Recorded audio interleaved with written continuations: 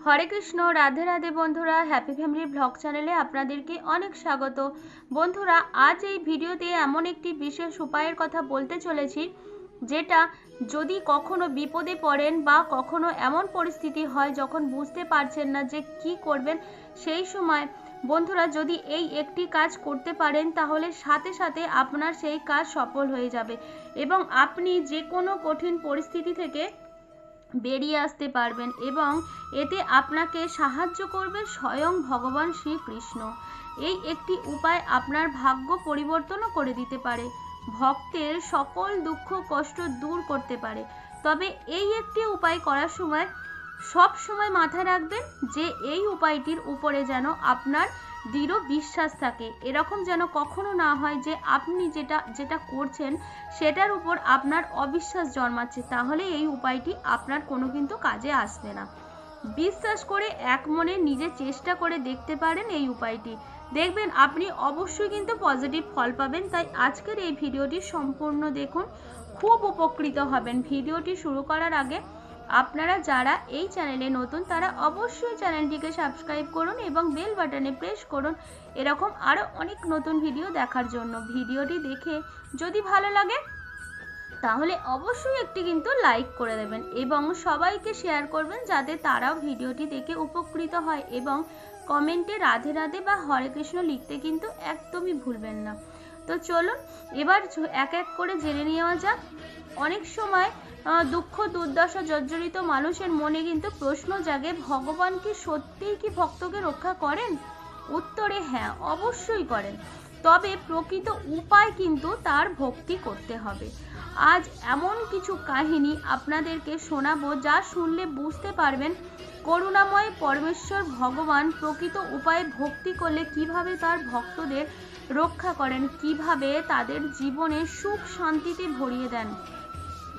এই কাহিনীগুলি মন দিয়ে শুনলে কিন্তু আপনারা এমন কিছু শিখতে পারবেন যা ভগবান শ্রীকৃষ্ণের কৃপায় আপনাদের জীবনও কিন্তু বদলে দেবে। জানতে পারবেন কি সেই একটা উপায় যা ভগবান শ্রীকৃষ্ণের দৃষ্টি আপনার দিকে আকর্ষণ করবে। তো চলুন। মতি বলে এক কৃষ্ণ ভক্ত ছিল। সে বৃন্দাবনের পথে পথে ঘুরে ফল বিক্রি করত। বাড়িতে তার এক বিবাহযোগ্য কন্যা ছিল যার নাম ছিল মধুমতি। কিছুতেই তার বিবাহ হচ্ছিল না। একদিন মধুমতি ভগবান শ্রীকৃষ্ণের প্রেম মন্দিরে গিয়ে খুব কাঁদল এবং বলল, হে ভগবান, এই সংসারে কি এমন কোনো পুরুষ নেই যে দরিদ্র পিতার কন্যাকে বিবাহ করতে চায়? এই বলে সে ভগবান শ্রীকৃষ্ণকে কাঁদতে কাঁদতে প্রণাম করে মন্দির থেকে বেরিয়ে আসার সময় এক সাধুকে দেখতে পায়, যাকে ঘিরে মন্দিরের কিছু ভক্ত দাঁড়িয়েছিল। ভক্তরা প্রশ্ন করল, গুরুদেব, কি করলে ভগবান আমাদের কঠিন পরিস্থিতিতে সাহায্য করবে? সেই সাধু উত্তরে বলল, ভগবান শ্রীকৃষ্ণের নাম যদি তোমরা 3 বার উচ্চারণ করে 3 বার হাতে তালি দিয়ে ভগবানের দিকে দৃষ্টি আকর্ষণ করো তাহলে কিন্তু জীবন বদলে যায়। এই কথা মধুমতিও শুনতে পায় এবং নিয়মিত সে 3 বার ভগবানের নাম স্মরণ করে পরপর 3 বার হাতে তালি দিয়ে নিজের কষ্টের কথা ভগবানকে বলতে থাকে দৃঢ় বিশ্বাসের সঙ্গে। ফলস্বরূপ এক ব্রাহ্মণ পুত্রের সঙ্গে তার বিবাহ হয়ে যায়, যার নাম ছিল গৌর হরিদাস।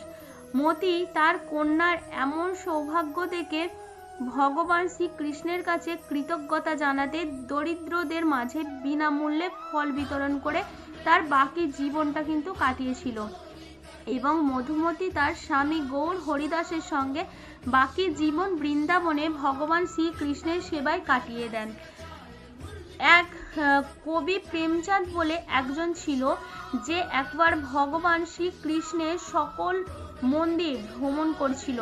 তিনি ভগবান শ্রীকৃষ্ণের কীর্তন করতে করতে অবশেষে বৃন্দাবনে এসে পৌঁছালো। বৃন্দাবনে প্রেম মন্দির দর্শন করতে গিয়ে তিনি দেখলেন এক ব্রাহ্মণ ও তার স্ত্রী কিছু কৃষ্ণ ভক্তকে বলছেন, ভগবানের ভক্তির প্রতি আসক্তি থাকলে ভক্ত ভগবানকে স্মরণ করে প্রেমানন্দে হাততালি দিয়ে ওঠে। এই হাততালির শব্দ ভগবানের কানে পৌঁছায় আর সেই ভক্তকে তিনি উদ্ধার করেন। তার সকল দুঃখ কষ্ট তিনি হরণ করেন। এই কথা শোনার পর কৃষ্ণ ভক্ত কবি প্রেমচাঁদ ভগবানের গান গাওয়ার আগে নিয়মিত এই একটি কাজ করতেন। ভগবানকে 3 বার স্মরণ করে 3 বার হাতে তালি দিয়ে তারপর তিনি তার কীর্তন শুরু করতেন। এরপর ধীরে ধীরে ভগবান তার সকল দুঃখ কষ্ট কিন্তু হরণ করলেন। বৈষ্ণবদের স্বভাব ভগবানের ভজন কীর্তন করা, তাই একদল বৈষ্ণবীরা একবার এক কবিকে তাদের সবাই আমন্ত্রণ করেছিলেন। সেই সভায় কবি কীর্তন শুরু করার আগে 3 বার ভগবান শ্রীকৃষ্ণের নাম নিয়ে ও 3 বার হাতে তালি দিলেন। এই দৃশ্য দেখে বৈষ্ণবীরা কবিকে জিজ্ঞাসা করলেন, হে সাধক শ্রেষ্ঠ, আপনার এমনটা করার অর্থ কি? তখন কবি বললেন, ভগবানের নাম নিয়ে হাততালি দিয়ে কোনো কাজ আরম্ভ করলে সেই কাজ সর্বদা সফল হয়। তাই আমি কোনো কাজ করার আগে ভগবানের নাম নিয়ে 3 বার নাম নিয়ে 3 বার হাততালি দিই। ভগবান শ্রীকৃষ্ণের এমনই আরেকজন ভক্ত ছিলেন মীরাবাই। তিনি কীর্তন করতে করতে ভগবানের নাম উচ্চারণ করে হাতে তালি দিলেন। একবার এই দৃশ্য দেখে এক বৃদ্ধ মীরাবাইয়ের কাছে এর কারণ জানতে চাইলেন। মীরাবাই বৃদ্ধাকে উত্তর দিলেন, ধান ক্ষেতের মাঝে পাখিরা ধান খেতে আসে, যদি আমরা হাতে তালি দিই তাহলে পাখিরা উড়ে যায়। সুতরাং যখন আমরা হাতে তালি দেব, কৃষ্ণকে স্মরণ করব, তখন আমাদের দুঃখগুলো পাখিদের মতো কিন্তু উড়ে যাবে।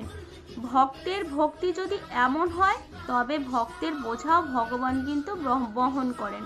শাস্ত্রে বলা হয়েছে যোগক্ষেমং বহমহম, অর্থাৎ ভক্তের ভার ভগবান বহন করেন। ভগবানকে কিছু দেওয়ার নেই আমাদের, শুধুই প্রেম আর ভক্তি ছাড়া। এ জগৎ ভগবানের, জগতের প্রত্যেকটি অণু পরমাণুতে তিনিই বিরাজিত, জগতের সকল ঐশ্বর্যের অধিপতি তিনি, তাই তার নাম হলো ভগবান। অনন্য চিত্তে তার স্মরণ নিয়ে শুদ্ধতর প্রেম ভক্তির মাধ্যমে যদি তার আপনজন হয়ে উঠতে পারি, তাহলে আমাদের মনুষ্য জীবনের সকল দুঃখ কষ্ট দূর হয়ে যাবে।